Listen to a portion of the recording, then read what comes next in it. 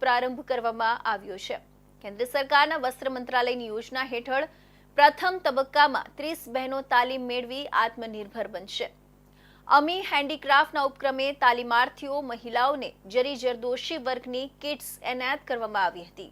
પૂર્વ કેન્દ્રીય રેલવે રાજ્યમંત્રી દર્શનાબેન જરદોશની વિશેષ ઉપસ્થિતિમાં સુરત પોલીસ મુખ્ય મથક કોમ્યુનિટી હોલ પાસેના પોલીસ તાલીમ કેન્દ્ર ખાતેથી તાલીમનો પ્રારંભ કરાવતા સંધ્યાબેન ગહેલોતે જણાવ્યું હતું કે અમી હેન્ડીક્રાફ્ટ પ્રોડ્યુસર કંપનીના માધ્યમથી કેન્દ્ર સરકારના વસ્ત્ર મંત્રાલયની યોજના હેઠળ પોલીસ પરિવારની બહેનોને 30 દિવસની જરદોશી તાલીમ અને બાદ 15 દિવસની વિશેષ બેઝિક તાલીમ એમ મળી કુલ 45 દિવસની તાલીમ આપવામાં આવશે।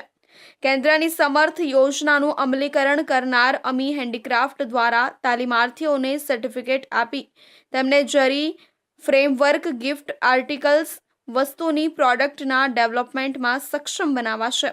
આ તાલીમના માધ્યમથી પોલીસ પરિવારની મહિલાઓ ક્રિએટિવ થિંકિંગ સાથે પ્રવૃત્તિમય બને એવો અમારો હેતુ છે એમ સંધ્યાબેન ગહેલોતે ઉમેર્યું હતું। आज हमारे यहाँ शुरू होने जा रहा है हेडक्वार्टर की बहनों के लिए जरदोजी एम्ब्रॉयडरी की क्लासेस, और अभी तक हमने और भी क्लासेस करी हैं बट वो प्रोफेशनल नहीं थी, वो उन्होंने अपना किया। आज से हमारी एक प्रोफेशनल क्लास शुरू होगी, वो भी जरदोजी बहुत ही इम्पॉर्टेंट कढ़ाई है हमारे देश की।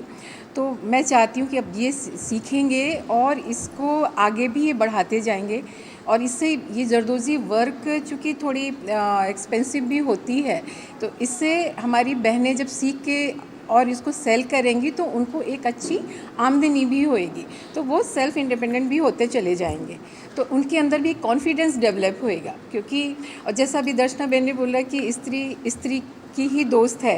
हम अक्सर यही सुनते हैं कि स्त्री की सबसे बड़ी दुश्मन होती है, तो हम इस प्रक्रिया की शुरुआत से हम इस चीज़ को मिथ्या साबित करेंगे, और स्त्री ही सबसे बड़ी दोस्त होती है, और इस चीज़ को आगे बढ़ाएंगे। પોલીસ તાલીમ કેન્દ્રની અંદર મહિલા જે પોલીસ કર્મીઓ છે એમના ઘરની બહેનો માટે, એમની પત્નીઓ માટે ખાસ કરીને આજે સંધ્યાબેન ગહેલોત દ્વારા આજે એક સરસ મજાના જરદોઝીના તાલીમની શરૂઆત કરવામાં આવી છે।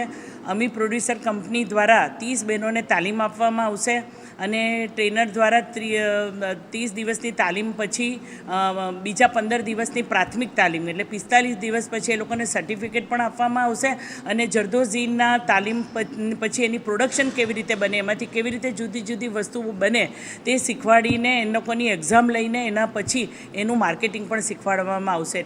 પૂર્વ કેન્દ્રીય રેલવે રાજ્યમંત્રી દર્શનાબેન જરદોશે જણાવ્યું હતું કે સુરતની જરીની વૈશ્વિક ઓળખ છે।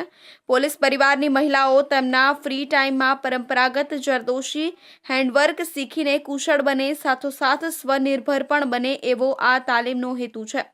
અગાઉ સામાન્ય પરિવારોની 150 મહિલાઓને અમી હેન્ડીક્રાફ્ટ દ્વારા તાલીમબદ્ધ કરવામાં આવી છે, જે તમામ સ્વતંત્ર કામ કરીને રોજગારી મેળવવા સાથે પરંપરાગત જરી જરદોશી હેન્ડવર્કને જીવંત રાખી રહી છે।